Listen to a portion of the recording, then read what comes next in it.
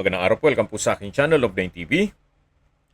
Patalasasan po, meron po ba kayong mga properties na napapabayaan or non-performing assets? Plan nyo ibenta, pero wala kayong oras magbenta nito. Kung ito'y pagkakatiwala nyo po sa amin, tawag lang po kayo sa aking numero. Usap po tayo, gawin ko po ng video for free. Yes, libre po, wala po kayong babayaran. Tutulungan pa namin kayong mabenta ang inyong property. Kami na po bala sa marketing, sa boosting or paid ads. Even sa tripping, hindi na po kayo mapapagod sa pag-entertain ng mga buyers. Kami na po bala sa lahat. Tawag lang po kayo. Nandito po tayo ngayon sa Malabon kung saan meron po tayong bagong video presentation, isang 2-story house. May lot area po ito na 150 square meters at may floor area na 200 square meters. Ito po'y titulado, buhay po ang may-ari, kaya wala po kayong maging problema sa documentation o sa transfer ng title. Nakabakod na po buong property at ito po'y well-maintained. Kaya, anytime po na ma-acquire nyo to, ito po'y ready for occupancy. At ito po'y 4-year-old pa lang. At tungkol naman po sa issue ng baha, well, noon po, nang hindi pa nagagawa yung mga pumping stations, ay given na po. Pero ngayon, maayos na po. Wala na pong baha dito sa area. Ito po yung barangay road at ilang steps lang po ay nasa main road na kayo. Kung saan, kompleto din po ang mga business establishments. Malapit din po ito sa simbahan, sa groceries, convenience store, remittance center, private at public schools, kaya accessible po lahat, even sa public transportation. Yung natatanaw natin na street dun sa kanto, yan po yung main road. Ito po yung concrete fence, then meron pong stainless na gate. Dito po sa loob ng property ay kakasya ang dalawang sasakyan o sedan. Then, ito pong bahay ay meron pong 4 bedrooms at 2 toilet and bath. Tungkol naman po sa presyo at distance, location at travel time, pag-usapan natin sa dulong parte nitong video. Nandito na po tayo sa loob ng property. Ito po yung tinutukoy ko na kakasya po ang dalawang sasakyan. Then sa taas po ay meron pong balkonahe na meron pong 3 kwarto at meron din pong kwarto dito sa ground floor. Lahat pong sliding glass windows ay merong security grill at may moldura na rin. So ito po yung main door. Then may aluminum screen door na rin po ito at naka-solid wood door. Pasok po tayo. So ito po yung living area o salas. Malaki naman ang espasyo, naka-tile flooring, pulido rin ang pagkapintura ng ceiling at wall, may chandelier. Then tungkol naman sa kagamitan, wala pong nabanggit kung kasama po yan. So sa ngayon, i-assume na muna natin na bare po ito. So house and lot lang po. Tungkol naman sa furnishings, kung may maibigan kayo, pwede naman nating i-negotiate ito. So mula po dito sa corner side, ito po yung mismong living area na napakalaki po ng espasyo. Then, meron pong access dito na papunta naman sa common toilet and bath. Maayos naman po ang toilet fixtures. From floor to ceiling po itong tile bathroom wall at may shower. Naka-spandrel ceiling na rin po siya. So ito po yung common toilet and bath. Then, balik po ulit tayo dito sa living area. Then, matatanaw natin yung main door. Okay, lipat po tayo para ma-check natin yung ibang parte nitong bahay. Itong mga sliding glass windows ay meron rin pong blinds. At mapapansin nyo po, marami pong mga glass windows. Kaya maliwalas. Then dito naman po yung dining area. Then may chandelier sa taas nito. At maayos naman po ang pintura ng ceiling at wall. At ito po ay naka-tile flooring na rin.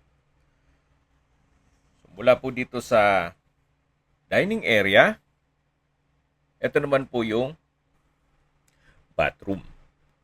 Meron pong bathroom sink, bathtub, then from floor to ceiling po ang tile bathroom wall at may shower. So naka-spandrel din po ang ceiling nito. Ito po ulit yung dining area at dito naman po yung formal kitchen. May kitchen countertop, may double stainless sink with faucet, then ito pong wall-mounted cabinets is made of aluminum and glass. Then naka-ceiling cove design na rin po at may center lamp. Then kitchen window with security grill at meron pong storage ng kitchen utensils. So ito naman po yung first bedroom. Kung meron man po kayong PWD or senior citizen sa pamilya, ito po yung para sa kanila. May dalawang glass window with blinds and security grill. Then center lamp. May wardrobe. Naka-tile flooring. At pulido din po ang pagkapintura ng ceiling at wall. Then solid wood door na rin po siya. So yan po yung dining at ito naman po yung stairs kung saan ito'y tiled concrete staircase, glass railing at stainless handrail. Samahan niyo po ako, akyat po tayo. Nandito na po tayo sa second floor. Meron pong staircase window na nag-serves as natural sunlight. Okay, ito naman po yung family area. Then, sa dulo po ay yung balkonahe. Check po natin itong first bedroom. Ito po yung naka-solid wood door. Malaki naman po ang spasyo nito. Meron pong wardrobe. Then, glass window with security grill. Ceiling cove design with center lamp. May window type aircon. At naka-tile flooring na rin po ito. Ito po yung second bedroom ng buong bahay. So, lipat po tayo dito sa kabilang kwarto. Ito naman po yung third bedroom. So, halos kasing laki lang po nung kabilang kwarto. Meron din pong dalawang glass window with blinds and security grill. Ceiling cove design with center lamp. Then, meron din pong wardrobe at drawer. So, ito po yung third bedroom. Labas po tayo. Ito po yung family area. Then, yan po yung fourth bedroom. Mas malaki po ang espasyo nito compare dun sa dalawa. Naka-ceiling cove design. May split type aircon. May glass window with blinds and security grill. Wardrobe. Then study table. Tile flooring. At pulido rin po ang pagkapintura ng ceiling at wall. So ito po yung fourth bedroom. Lalabas po tayo para check natin yung balkonahe. Ito ulit yung family area. Then ito pong access dito sa balkonahe o terrace ay may security grill at sliding glass door.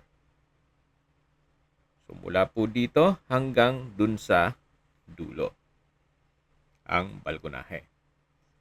At matatanaw nyo po yung garahe at main gate. Then yung mga magiging kapitbahay. Habang naglilibot po tayo, summarize ko lang po, ito pong property ay nasa Malabon. May lot area po ito na 150 square meters at may floor area na 200 square meters. Ito po'y titulado, kaya wala po kayong maging problema sa documentation o sa transfer ng title. Ito pong bahay ay halos 4 na taon pa lang po. Kaya wala po kayong ipapagawa dito, gawa ng ito'y well-maintained. Sa distance, location at travel time portion na po tayo. So mula po sa main road, ito po'y walking distance lang. At mula naman po sa Robinsons Department Store at Supermarket, at malapit din po ito sa Fisher Mall, ang distance is 1.2 kilometers at ang travel time is 4 minutes. Mula naman po sa City of Malabon University, ang distance is 1.3 kilometers at ang travel time is 5 minutes. Mula naman po sa Malabon Hospital and Medical Center, ang distance is 1.5 kilometers at ang travel time is 4 minutes. Yan po yung lagi kong binabanggit sa aking video na dapat niyo i-consider sa paghanap ng property yung meron pong malapit na hospital. Hindi ko naman po sinasabing sakitin kayo, yan naman po for emergency purpose lang naman. At mula naman po sa Malabon Public Market, ang distance is 1.2 kilometers at ang travel time is 5 minutes. Mula naman po sa New Manila International Airport sa Bulacan, ang distance is 18 kilometers at ang travel time is 52 minutes. Mula naman po sa Terminal 3 Airport sa Manila, ang distance is 27 kilometers at ang travel time is 48 minutes. Okay, sa presyo na po tayo. Binebenta po ito ni owner sa halagang 10.8 million pesos net. Ibig pong sabihin, si buyer na po ang sasagot sa lahat ng taxes at expenses with regards to documentation. Kung may mga katanungan po kayo, tawag lang po kayo sa aking numero. At sa mga kababayan naman natin na sa ibang bansa, meron po akong Telegram. Sa mga iPhone user naman, may iMessage. Meron din pong Imo, Skype, Viber at WhatsApp. Same number lang po, 0917-316-3399. Sa mga nagtatanong naman po ng aming Facebook, meron po aming Facebook page na Nov9 TV at Facebook Reels Video. Meron din pong TikTok at Instagram. May ibang YouTube channel po kami na The Nov9 TV channel at Nov9 TV Listings. Sana po naibigan nyo ang video presentation. Paki-like and subscribe na lang po sa aking channel para ma-update din po kayo sa aking future listings. Kung sakali po hanap nyo yung mas malaking sukat na lupa, meron din po kami ibang listings na pwede nyong pagpilian. Huwag po kayong mag-atubiling tumawag sa amin, then let us know your budget para malaman namin kung anong property pwede naming ilok sa inyo.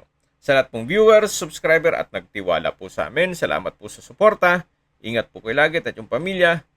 Maraming salamat po.